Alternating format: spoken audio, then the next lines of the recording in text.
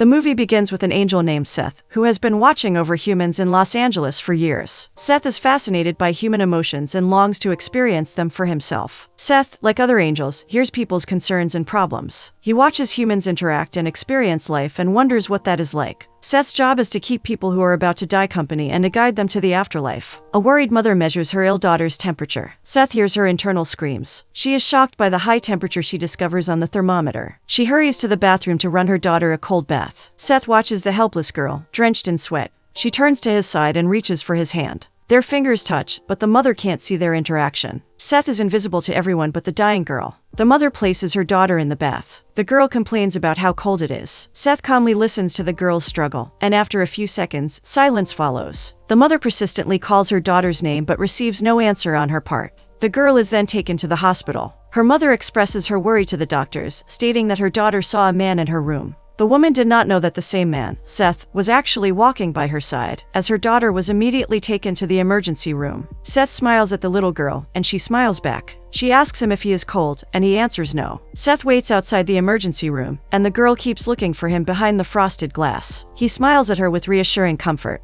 He gets closer to her as she breathes heavily into the oxygen supplier and smiles broadly. Seth and the little girl are now together, watching from the other side of the room. She asks him if he is God, and he says no. Then, he introduces himself and tells her they are going home. The girl watches her mother cry, but Seth takes her hand and walks her out of that place, asking her what she likes best about life so that he can take it down in his little notebook. After the girl expresses her particular fondness for pajamas, he guides her to the light, and they both disappear. Seth's best friend is also an angel. He is named Cassiel. They both sit on a destination sign overlooking the crowded highway. Seth lets him know that he wants to understand what humans feel. He has been escorting them to the other side for a very long time, and now he has grown weary of his job. Cassiel is secretly as curious as Seth. They both wonder what it's like to feel what they can never have. Angels are everywhere around the city. They walk unseen, hearing people's thoughts and listening to their ideas day and night. Seth shares with Cassiel the story of a little girl who wants to be an angel. Cassiel says that it is impossible. Humans can't be angels because angels were never human.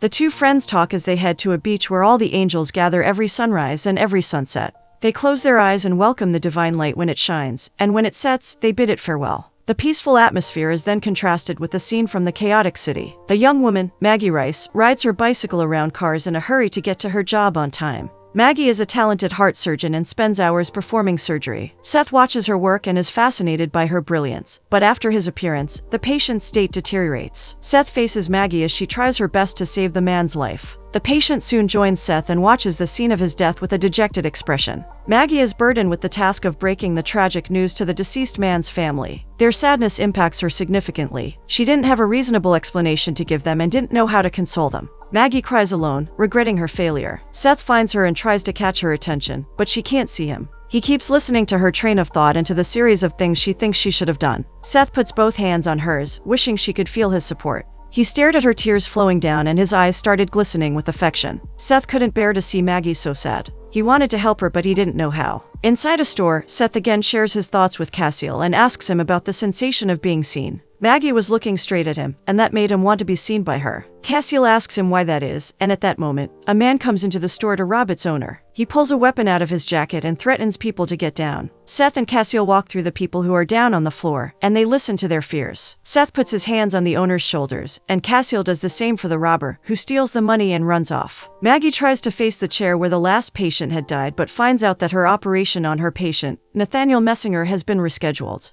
Everyone thinks Maggie is sick and traumatized. She is not herself, and that is clear to her co-workers. Seth returns to the hospital and listens to her conversation with a fellow surgeon, Jordan. Seth finds out that the two are romantically linked. Jordan kisses Maggie's hand, and Seth looks at them with bitter sadness, not knowing how to feel or react. Seth, drawn to Maggie, follows her around the hospital. She takes the elevator to the children's wing and watches the little ones play from behind the glass, where handprints are painted all over it. She puts her hand on one of the prints, and Seth matches her action from the other side. Only glass separated them from touching. Seth continues walking behind her as she tours the entire wing. She finally settled in a nursery, where sleeping babies surrounded her. Maggie closes her eyes, feeling safe there for the first time. Her friend, Anne, walks in to find her hiding there. Maggie finally decides to leave after a long day at the hospital. On her way out, she finds Seth standing outside Nathaniel's room, and that catches her attention. She asks him if he is a visitor, but instead of answering, He asks her the purpose of visiting hours because patients need to be visited all the time. Seth then admits to having come to visit her. Seth's naive looks and sharp eyes capture Maggie's attention. She looks at him as if he is from another planet and is taken aback by his bluntness. She confidently lets him know that she is not ill and that she is, in fact, a doctor, but he asks her if she is in despair. Surprised by the unexpectedly deep question,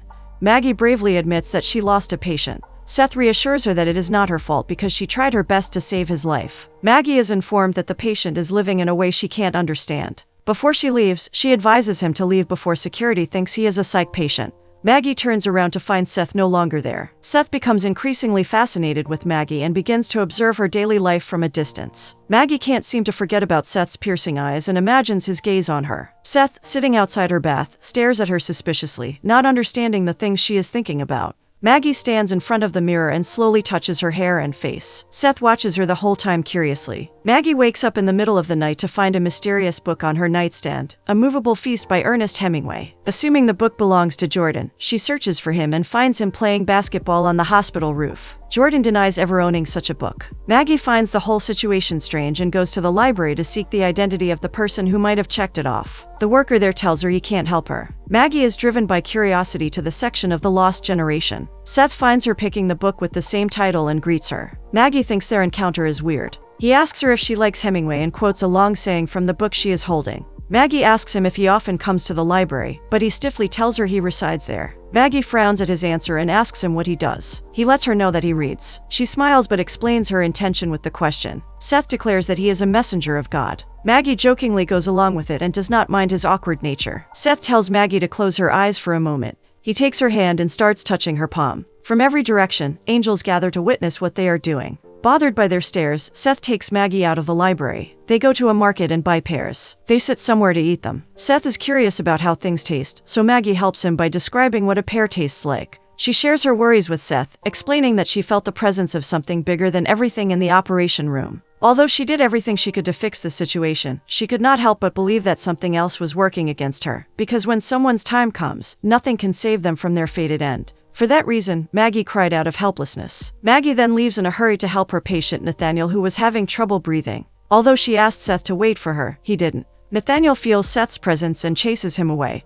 He still wants to stay alive and refuses to die. His grip on life is still strong, and he refuses to go anywhere. Maggie finds Jordan waiting for her at home, as well as Seth, who is invisible to both. Maggie wants to talk to Jordan, but he keeps distracting her. She seeks his attention by asking him to do nothing but look at her. He does as she asks, but she laughs in his face as she is unable to contain her smile. He chases after her, teasing her that she can't keep a straight face. Seth looks at the two running joyfully. He casts his head down sadly. Seth appears before Nathaniel and wonders how he senses his presence, even when he could not see him. Seth calms the man down and tells him he is not dying.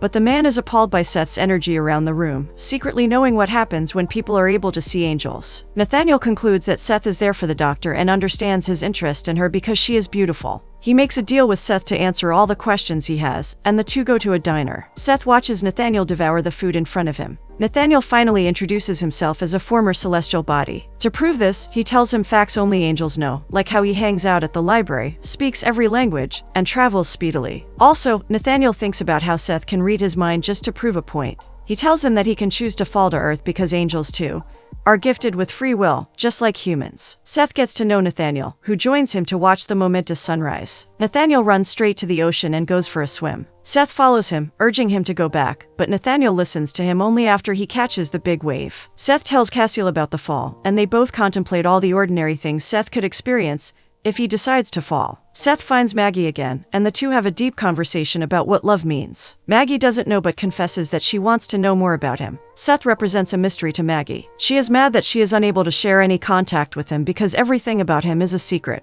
She doesn't understand why he wouldn't touch her, but Seth admits he doesn't want to hurt her. Maggie gets close to him, and he passionately kisses her. Maggie is overwhelmed by the confusing kiss. Seth wishes that he could make her understand everything she wants to know, but she tries not to cry and tells him that she understands. Maggie's emotions are intense, so she runs away and tells Seth that she'll see him around. He watches her walk down the hill with her dog. Maggie is invited to Nathaniel's party. Happy to see him recover, she is glad to be one of his friends but is surprised to find Seth there. They all sit together, and Maggie watches a little girl fascinated by Seth. She keeps playing with his face and smiles innocently at him. Her mother takes a picture of them, but when Maggie picks up the photograph, she is shocked by what she sees. The camera only captured the girl's face while a light replaced where Seth was sitting. Maggie suspiciously looks at Seth, doubting that something is not quite right with him. To find out the truth, Maggie invites Seth to her house. She makes him go through the most painful interrogation session. She asks him to cut some cabbage for her. New to the task, he struggles at first and ends up cutting his thumb. Maggie noticed how he passed the knife over his finger, but nothing happened. She suspiciously walked closer to him with the knife in her hand. She holds his hand tightly and tries to cut him. Seth keeps his hand near his chest. Maggie inspects it, expecting to see blood, but he refuses to show her. She loses her temper and impatiently asks him more questions, demanding quick answers from him, and she pushes him to give her his last name. Seth naively looks at the cupboard behind her and tells her that his name is Seth Plate. Maggie snatches the kitchen towel he used to hide his finger with, but realizes that there is nothing wrong with his hand. Maggie is hurt and calls him a liar. She slaps him over and over again, wanting him to feel something. It infuriates her how unfeeling he is. Seth, for the first time, confesses his true feelings. He tries to explain that she is so important to him because he is in love with her, but Maggie lost trust in him. Unable to believe him, she asks him to leave and hides her face behind her hands from shock. Seth instantly disappears as if he was never there. Maggie looks around the empty kitchen, upset and disturbed. Seth seeks consolation from Cassiel and Nathaniel, but the two can't help him. Maggie tries to move on, but on a stormy night, Maggie misses Seth awfully. She has a one-sided conversation with him in the dark, and he doesn't answer her. Unbeknownst to her, Seth shows up behind her and touches her face. Maggie can't see him or touch him. He embraces her in bed after she asks him to stay until she falls asleep. The next day, Jordan asks Maggie to marry him. He doesn't accept any answer from her and urges her to think about it. Still conflicted about what happened with Seth, she meets with Nathaniel and expresses her inability to understand a God that won't let them be together. It is then that Nathaniel tells her what Seth is supposed to do if they want to be united, and Seth is actually ready to do that for her. He can leave everything he has ever known behind for the sake of being with her because he has fallen deeply in love with her. Maggie is surprised and asks him how he knows all of this. Nathaniel lets her know that he did it. Maggie goes to the library, hoping she can speak with Seth. He finally appears before her. So amazed by his beauty, Maggie smiles at him. She lets him know about Jordan's proposal. Maggie tells Seth that she needs someone she can feel and says goodbye. As she walks out, the angels, as well as Seth, watch her go. At the top of a building, Seth closes his eyes. He feels the world around him and walks to the edge, realizing what is about to happen. As the cheers rise, he stretches his arms to embrace his new destiny and on his way down, recollections start to hit him one by one, reminding him of the reason why he made his decision. He fell without hesitation. Seth wakes up again as a human. He finds blood on his hand. He touches it and tastes it. Then, he starts laughing out loud, looking completely mental to other people. Excited by his humanity, he starts asking strangers if they can see him, but they think he is on. Seth the human is too good for this world. He behaves like a child and appreciates everything about life. He walks in the middle of the street happily on his way to see Maggie, but the problem is that he doesn't know where anything is. He innocently sings and greets people passing by. In the end, he gets lost but then follows an ambulance to guide him to the hospital. Seth runs down the hallways and seeks the help of the receptionist, who observes him warily. It looks like she has never met anyone quite like him and tries to understand his enthusiasm, even though he looks like he actually fell from a building, which he did. He finally finds Anne and refuses to leave her side. She gives him a chance and tends to his wounds. Seth tells her how much he loves her friend, and after much persistence on his part, Anne gives in and tells him that Maggie is at her uncle's mountain cabin in Lake Tahoe. Seth wastes no time and tries to hitchhike his way there because he has no money. A car stops to pick him up. He naively smiles, but 4 people get out of the vehicle and attack him. They find nothing on him, so they take his shoes. Under the pouring sky and completely beaten up, he waits for someone to help him. He is now barefooted and desolate. A truck driver takes pity on him and drops him somewhere along the way. It is then revealed that Cassiel was watching over his friend the entire time. Seth finds his way to Maggie. He shows up unexpectedly on her doorstep in bad condition. By the fireplace, Maggie takes care of him and is finally able to touch him. She tells Seth that she cannot marry Jordan, and that is why Seth is not late to win her over. Maggie and Seth can feel each other at last. They spend a passionate night of lovemaking. Seth experiences pleasure for the first time and is unable to describe it. Everything is new to Seth. He gets to experience all that life has to offer, and he wants it all. The following morning, Seth and Maggie cozily hug each other under a blanket by the river. Seth tells Maggie that he often asks the dying about their favorite part of living, and now Seth gets to experience it. Maggie says that they have their whole lives ahead of them as Mr. and Mrs. Plate. Seth smiles happily, liking how that sounds. Back inside the cabin, Seth goes through Maggie's things and discovers perfume, but he ends up spraying it on his face. He takes a shower and enjoys the sensation of running water. He stays there for far too long, liking every second of it. Maggie prepares breakfast for him and quickly goes to the store to grab something they need. Upon coming out, she feels the warmth of the sun on her face and closes her eyes. She breathes in and out and rides her bicycle back to the cabin. The scenic shot captures Maggie's embrace of the beautiful feeling of freedom. She closes her eyes again and stretches her arms in the middle of the road, as the wind tickles her hair. Seth imitates her gesture, even when he is far away from her. Maggie, still enamored by the divine sensation, finally opens her eyes to see that she is about to crash into a logging truck. Unable to swerve, fear coursed through her eyes. She knows what is about to happen next and she can't do anything about it. She crashes into the truck and is severely wounded. The candle that decorated Seth's breakfast table suddenly goes off. He walks out of the house, feeling strange after hearing a distant sound of a truck horn. Seth is alarmed by that and starts running through the forest to reach the place where the noise is coming from. He finds a pear that fell on the ground and notices that the truck driver has already fled the scene. Still trying to understand what happened, Seth finds a scared Maggie on the ground. Maggie feels regret because Seth came all the way for her and is sad that things have to end this way. But Seth regrets nothing, and to be with her has been his greatest achievement. Seth reminds her of his love for her, but she informs him that she sees someone. Seth tries to stay calm, but he hurriedly tells her not to look at them and to avoid them completely. Maggie finally understands what happens when people are dying. She is no longer afraid and confesses that he is what she likes best about living. Seth breaks down and is unable to let go. Maggie draws her final breath, leaving Seth alone and desolate. Seth embraces her limp body and weeps. At her funeral, Seth stares at her coffin under the heavy rain. Seth is lost and does everything in his power to experience things that remind him of Maggie. He goes to the market and picks pears, but things are not the same anymore now that she is gone. The taste of life is as bland as it used to be when he was an angel. Cassiel pays Seth a visit and apologizes for his loss. Seth is infuriated and screams at his friend to leave him alone. He asks him why Maggie was taken from him and doubts that her death is his punishment. Cassiel explains things Seth already knows, that this is how life goes and one day, he'll be dead as well. Cassiel finally receives a concrete answer from his friend about how the warmth of living feels. Seth, still crying, describes it as wonderful. Cassiel asks him if it's worth it. Seth's tears fall as he explains that eternity without Maggie means nothing to him. He'd rather trade it all for one kiss from her, one touch and one breath of her hair. Seth walks to the beach where the angels meet at dawn.